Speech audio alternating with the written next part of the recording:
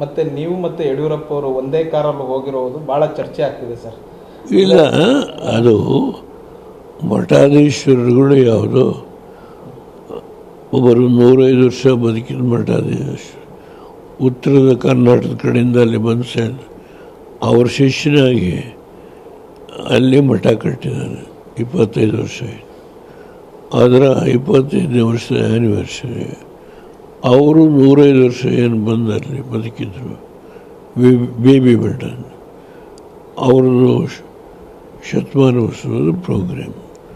ಸುತ್ತೂರು ಸ್ವಾಮಿಗಳು, ಸಿದ್ಧಗಂಗೆ ಸ್ವಾಮಿಗಳು, ನಮ್ಮ ಸ್ವಾಮಿಗಳು, ಅವರು ಯಾರೋ ಒಬ್ಬರು ಧಾರವಾಡದ ಕಡೆಯಿಂದ ಒಂದು 7 ಜನ ಸ್ವಾಮಿಗಳಿದ್ರು. ಅವರು ನಾವಿಬ್ಬರನ್ನು ಕೂರಿಸಿ ಹಿಂದ್ಗಡೆ ನಿಂತ್ಕೊಂಡ್ರು. ನಾವೇನು ಶಾಲಾ ಹಾಕೊಂಡಿಲ್ಲ.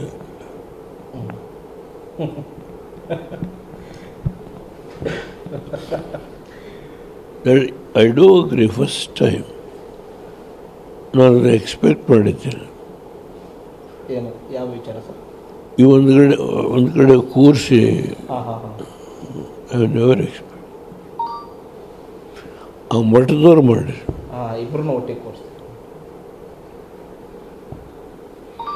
I have never expected